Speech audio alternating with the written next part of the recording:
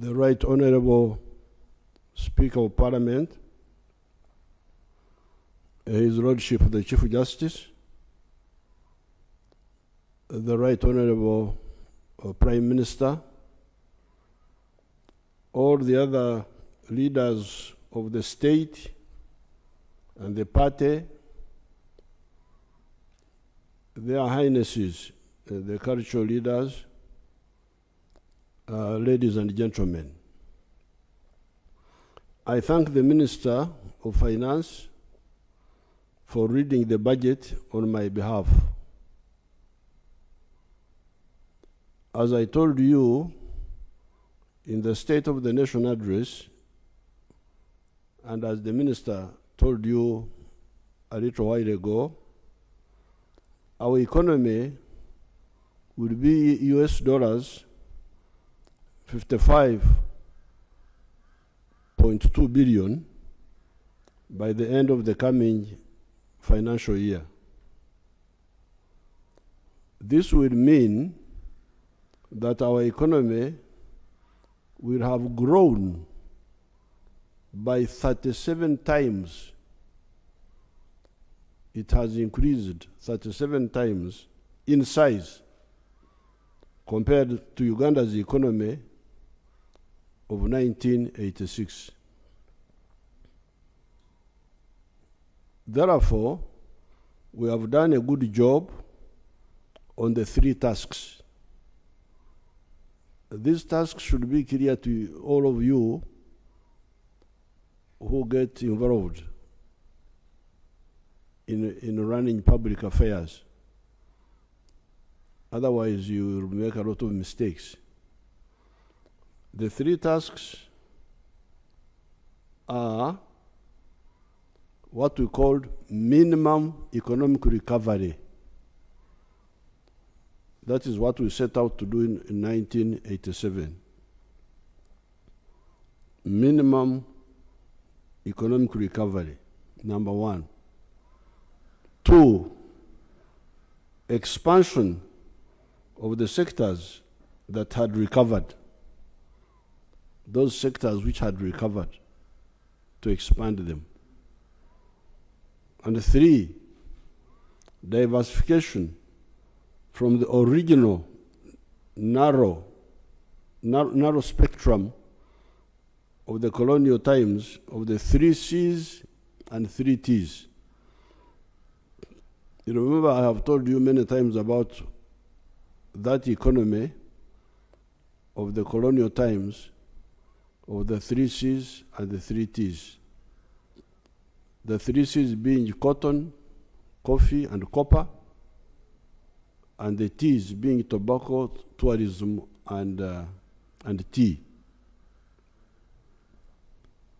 So therefore, number one, we restored that small economy which had been destroyed. That is what we called the minimum recovery. Secondly, we expanded that small economy. That's why, for instance, you hear that coffee, which was 2 million bags, is now 9 million bags. Tea, which was 23 million kilograms in 1986, is now 60 million kilograms. So, number one, recovery. Number 2, expansion. Number 3, diversification from the original narrow economy of the 3 C's and 3 T's to many more commercialized products, such as what? Fish. Fish was dying of old age in Lake Victoria here.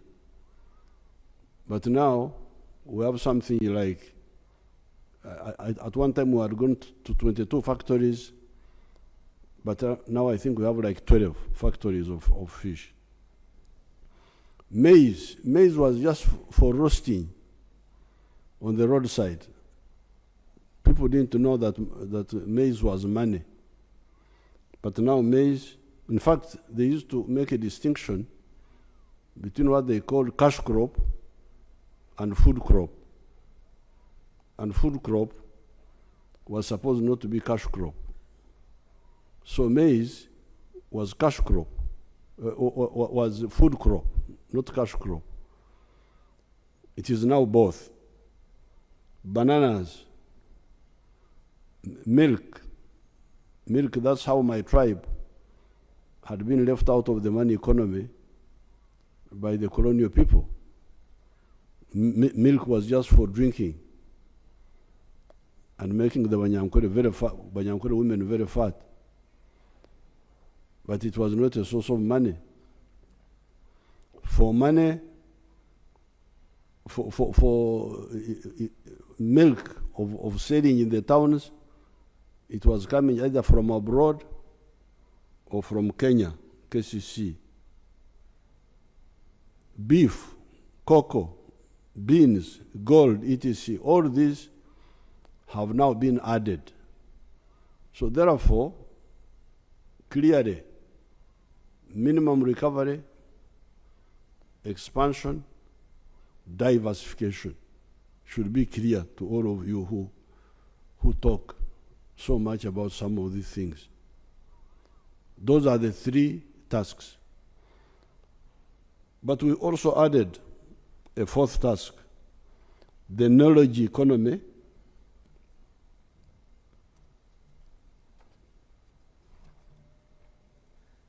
For instance, automobiles, technology. When you talk of Chira, you are now talking of a new economy. You are no longer talking of just coffee and agriculture and hotels. You are not even talking of simple manufacturing. You are talking of high knowledge, high tech manufacturing. So this is the fourth task now, the transformation, minimum recovery,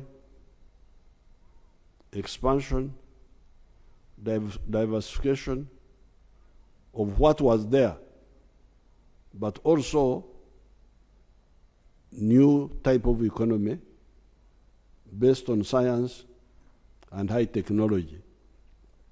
Example, automobiles, pharmaceuticals, vaccines, etc. This is in addition to some limited industrialization for some of the products in the areas of sugar, for instance, steel products by recycling scrap, soap manufacture, beer, beverages, cement, etc. So apart from the high tech, we're already moving also on that really low technology, value addition to our raw materials. And these are very important, very interesting figures. This value addition, sort of partial industrialization, is aimed at two missions. Number one, import substitution. Mulekerawo okusaka, don't import, make locally.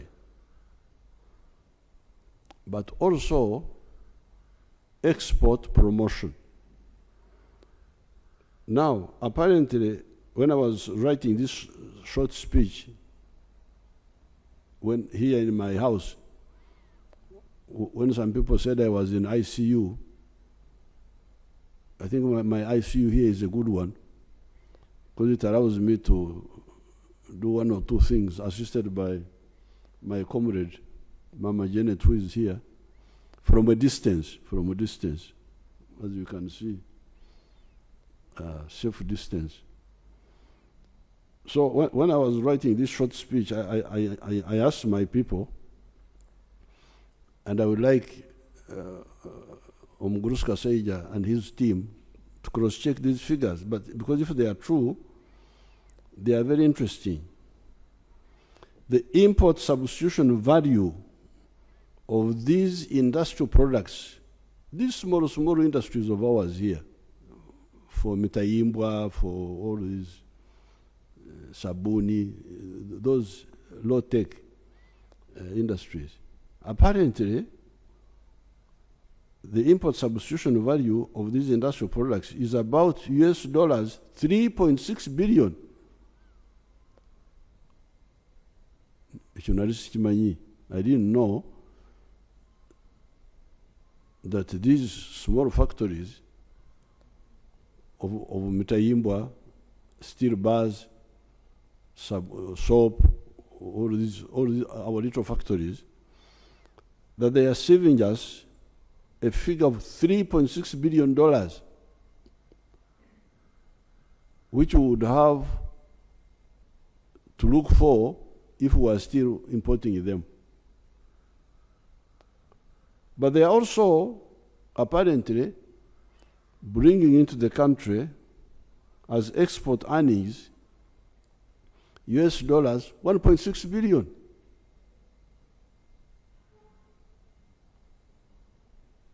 Omukazi omunyankore we yagambira antukahize ngo bere etutu yo bere shagama.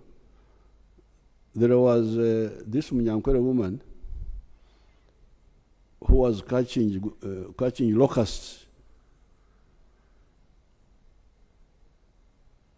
You know, the other time when we had a problem of locusts, when they were threatening us, many people did not know that some of the Ugandans were not happy with me because I killed the locusts quickly. But some of the Ugandans who eat the locusts, they said, this man has spoiled our food. He should have allowed us to deal with these locusts. NCJ. They used to catch them and eat them. So in the 1930s, when the locusts invaded us, a Munyankore woman went into the papyrus swamp to catch the NZJ, the locusts, and she was carrying a child on the back. And she was so excited with catching the locusts. Those papyrus plants sometimes can be very sharp if they are broken. So the papyrus fragment cut the throat of the child at the back, and the woman had a warm liquid, and she thought it was sweat. But when she finished catching the locusts and said, I thought it was sweat. It has turned out to be blood. So, I didn't know that the little work we were doing, I thought it was sweat, but apparently it is blood. It is something serious. We are saving you 3.6 billion import substitution and earning for you $1.6 billion from the exports of now no longer just coffee and so on and these other things, but industrial products. That's really, I was very happy to get that figure. However, the big proportion of our economy is still a raw materials economy. So please, especially the NRM cadres, understand this very clearly. This economy we are saying has grown, as Mr. Kaseja was saying, to $49 billion now, dollars. and it will be 55 point something billion by the end of this financial year, which we have entered. You should know that that chibaro, that estimation, is as mainly a raw materials economy. Economy ekyali mu kutunda embidde, selling the embidde, the sour bananas before you process them. Meaning, unprocessed coffee, although I am putting on fine spinner's shirt here, still much of the cotton is sold as raw material. Maize, you can imagine we sell maize, owempeke, maize of grains outside, and then we import animal feeds, you can imagine. Animal feeds are from mainly maize. You sell grains of maize, you import animal feed more expensively. And our poultry farmers are crying for animal feeds. And the other people of the pigs and so on. And even the cattle people. Until recently, we have been importing leather from outside. You can imagine, amaliba, skins and hides. Until recently, when I built that leather factory in Kaumu, our people were importing leather from China and from India. Now, this is where, and I was hearing all of you making speeches there, but I am begging you, all the NRM cadres, this is where history demands collective and cohesive action from the NRM cadres. Now that we have got an educated workforce, because now we have got, you saw what Mr. Kasaija was saying, that 80% of Ugandans now can read and write. You heard him saying it there.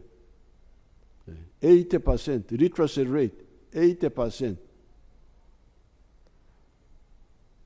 From 43% are literate. Now that you have got an educated workforce, now that we have got enough electricity, now that we have got good roads, and that we are building or repairing the railway system, here in the speech I did not add, but Mr. Kasaija talked about it. We have got cheap money in UDB for industry. Every effort must be made to add value to all our products. Because this is what is lacking now. To add value to all our products. Add value to coffee, please. Why? Because you will get money more than 10 times more when you add value to coffee than the way we are selling it now. To cotton, timber, cocoa, even fish products, although the factories are producing fish fillet and so on, but we can add more value, apparently. Gold, we need more gold refineries. Iron ore, we don't want to sell iron ore unprocessed to anybody. We need to sell steel, copper, vermiculite. There's a lot of vermiculite in Bugisu there. Phosphates, you can imagine we are crying that there is a war in Europe, so we can't get phosphates now. We have phosphates here in Tororo. The Chinese man who had come there, our people stole money from him. He was stupid. He was giving bribes to idiots and thieves. He should have helped me to get them, and I would have hanged them.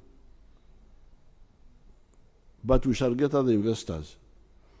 So, adding value to phosphates, petrochemicals, maize, bananas, etc., etc. By doing this same economy will jump to US dollars 550 billion instead of the mere 55.2 billion we are talking about, laudable though it is. I am happy to say, oh, we have gone to 55.2 billion, but I'm not satisfied. No. And I think in the other speech which I gave on State of the Nation, I quoted the example of South Korea, and I was able to quote for you the economy of South Korea in 1961. I hope you can compare it with Uganda of 1961. I think that time in the other speech I said the economy of South Korea was two something billion. It is now almost 2 trillion. Imagine the little South Korea has got a GDP half of the whole GDP of Africa. Of Africa, Tibaswara. South Korea is half size of Uganda. But they now have a GDP which is, I think, almost 2 trillion. And you hear that, I hear all these people quoting when they go to meetings. African GDP is now 3-something trillion. I really feel embarrassed. Why can't these people keep quiet? How can the whole of Africa have economy smaller than Japan? Because Japan has got something like 5 trillion. Now here you are talking about the GDP of Africa being 3 trillion, and you talk about it. You are not even embarrassed. Me, I'm embarrassed to talk like that.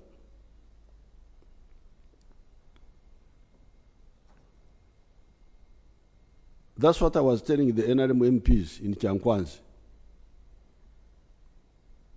You are talking of the oversight. Oversight. Okay, thank you very much. But is it in order to oversight backwardness? And you feel satisfied that I'm overseeing backwardness? 39% of the people who are outside the money economy, coffee, raw material, which is 100% given away, free. We are not, you should talk of transformation. You should be transformation agents. So therefore, for me, I'm insisting. Why do I say that?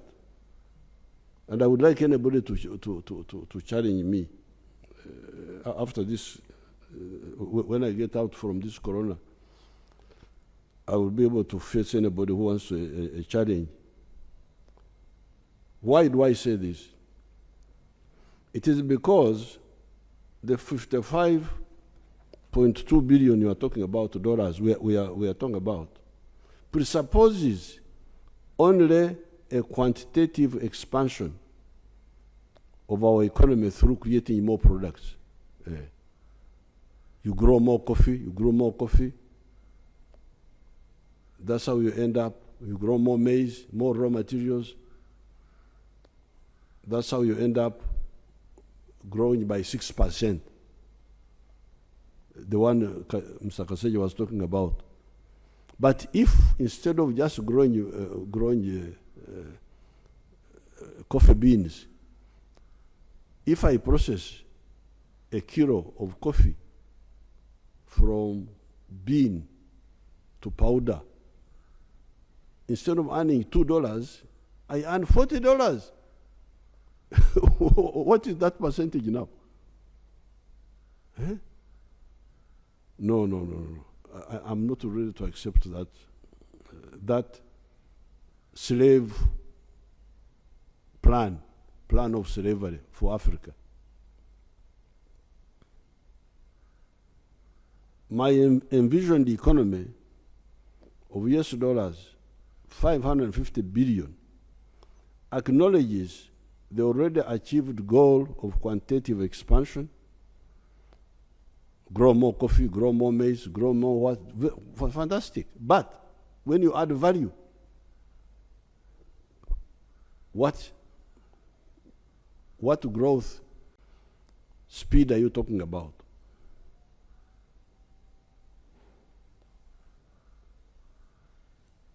But adds another element. My envisioned economy of the US dollars 550 billion acknowledges the already achieved goal of quantitative expansion, but adds another element of qualitative leap through value addition. This is what I'm talking about. That is not all, however. Remember, there are still 39% of our households that are still spectators instead of being part of the players. These are the bakorere chida kyonka, teach me ichikeken, working only for the stomach. Here below is a report written for me by Major Gaba, one of our army officers, about one of our wealth creators, Nyakana of Rwengaju, near Fort Portal. This army officer wrote for me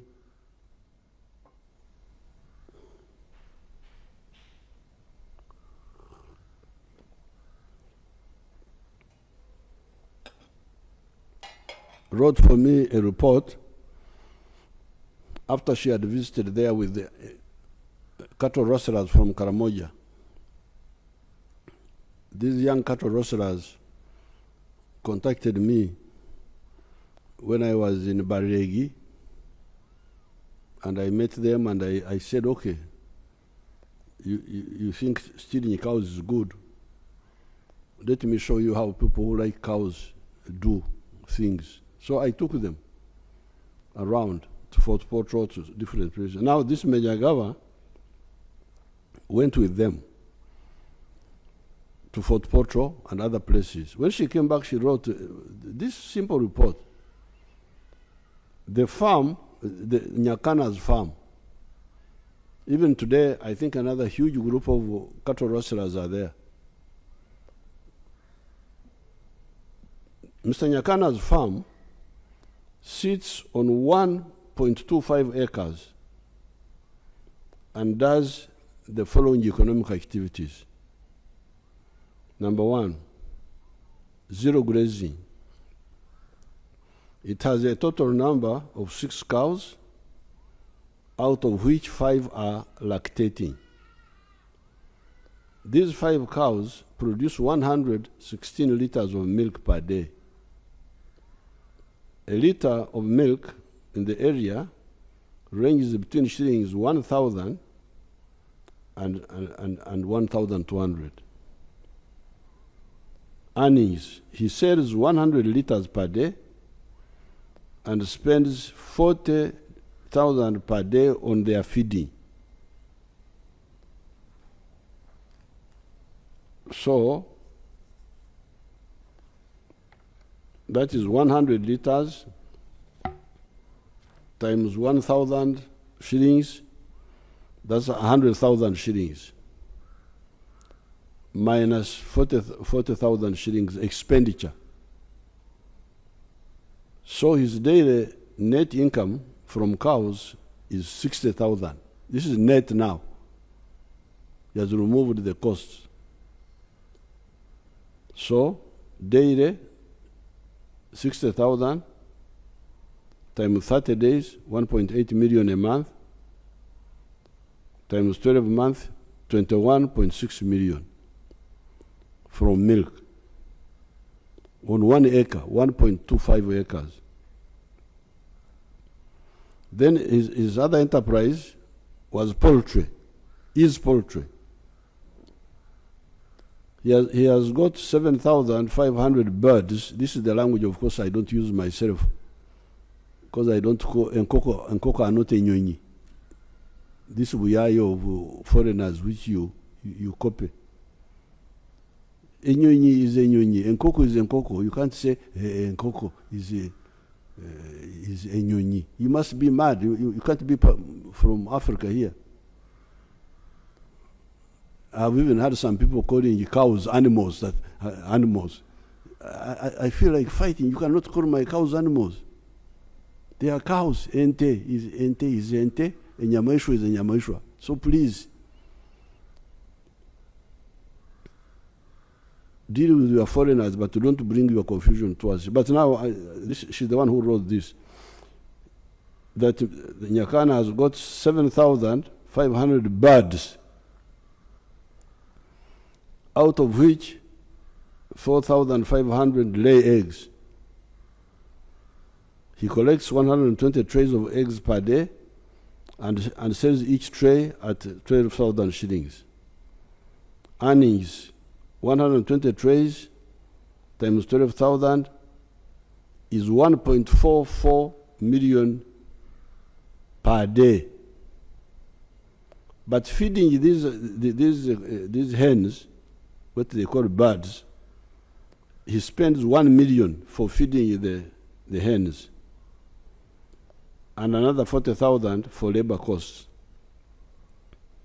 So out of the 1.44 minus 1 million for feeding, then minus 40,000 for labor costs, this therefore leaves him with 400,000 shillings as a daily net income from chicken.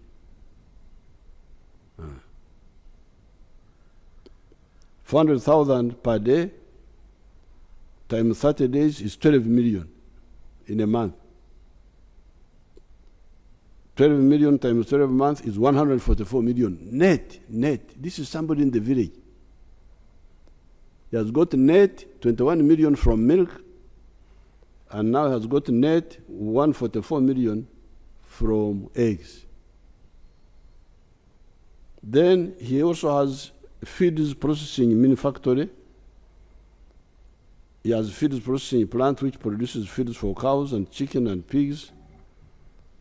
He also has got manure.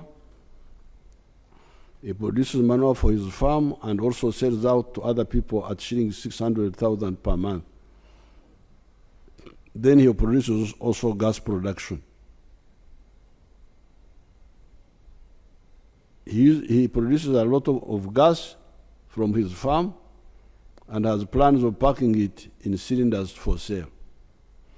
So I am going to get Major Gaba's report, put it properly in a glass cover, and put it in the Uganda Museum. Not my own speech, no, but what Agaba wrote for me. Because I want history to come and see what I've been telling you, what you can do from 1.25 acres. Because I'm tired of talking as if I want you to come and clean my house or look after my cows. So I'll put it in the museum. Not my speech as a whole, but this report by Major Gawa, because she wrote it very well. That's how I put it in this speech. Nyakana now employs 15 people on this 1.25 acre farm. Some time ago, I pointed out that if 7 million 1 acre farmers created a mere 10 jobs each, not Nyakana's 15, would create 70 million jobs, more than the population of Uganda.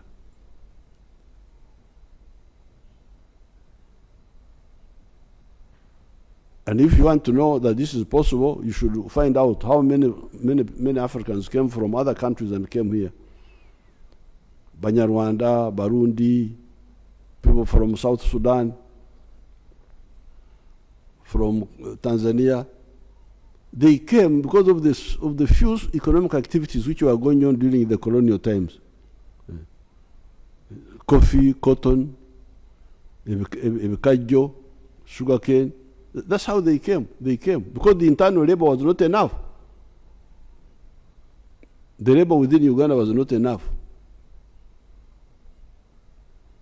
So these Africans from other areas had to come. So even now, if we implement this, we shall have so many jobs that the Ugandans will not be enough. Therefore, no games, please. No games, no delays, no corruption, no aloofness by leaders and officials in the issue of value addition, and no relenting on PDM and Emyoga. Uganda is unstoppable. Some people, when we tell them quietly, politely, they don't seem to get it.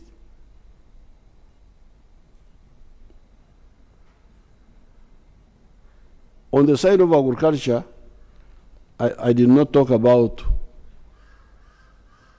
irrigation, solar-powered irrigation, because that one is very, very crucial to be able to stabilize agriculture.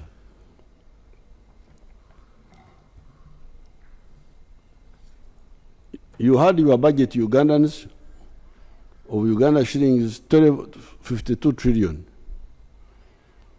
While I support that budget because there is no other solution in the short run, it is important to know, Honorable Kasaija talked about it, but it should be highlighted, to know that shilling 17 trillion of that budget is to pay debts. He talked about it towards the end of his speech. He talked about it,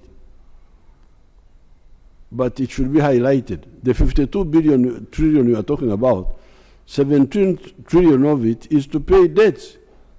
Amabanja. Many of these debts were being pushed by the neo-colonial public servants until recently, when I put down my foot and insisted on approving every loan. That's why you hear that these loans take time now to be approved, because I insisted I must approve of every loan, external loan. Because all this money was not worth borrowing. If you audit it, it was not borrowed for a good purpose.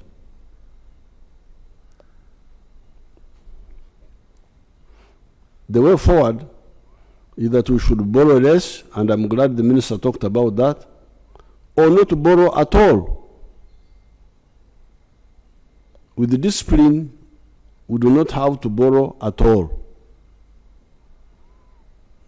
URA is also still under collecting taxes. Those URA people, I saw Mr. Msingus there in the TV there, but they are also not doing a good work. Their tax GDP ratio of 13% is not serious. In Europe, countries like Holland, our tax GDP ratio of 39.7%. However, we say in our language here, ekitata muhima tekimala konte. When a cattle keeper still has life, he will get new cows, even if the old ones died. We shall learn from the mistakes of the past and perform better.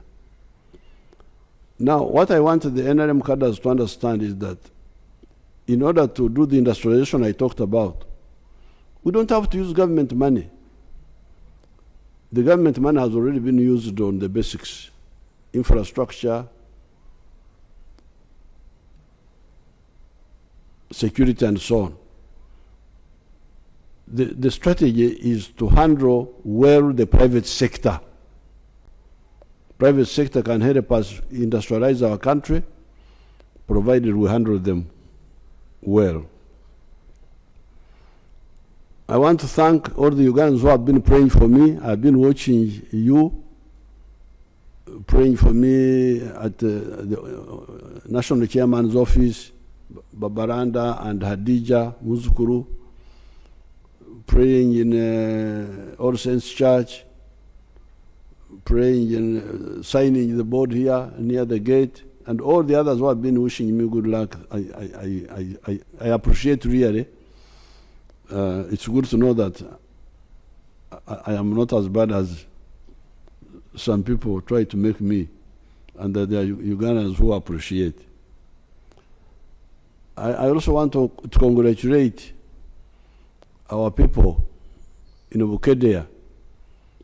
What Right Honorable Speaker spoke about, I was following our guard there, a call, was elected as chairperson with a big majority after the death of the other of the chairman, who was also NRM.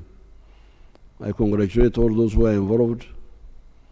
I congratulate Right Honorable Anita Among, because she was she helped us a lot. It's not illegal for a speaker to have a clan. Is it in the constitution that a speaker must have no clan, including a political clan? So if it's not unconstitutional, then I want to salute her. And the NRM people who stood down, because there were NRM people who stood down for our call. So I thank you, and I wish everybody good luck. Next time when I come on the TV, I will talk about Corona, because now I am an expert, and I'm also a veteran of Corona. So you count me among the veterans. Thank you very much.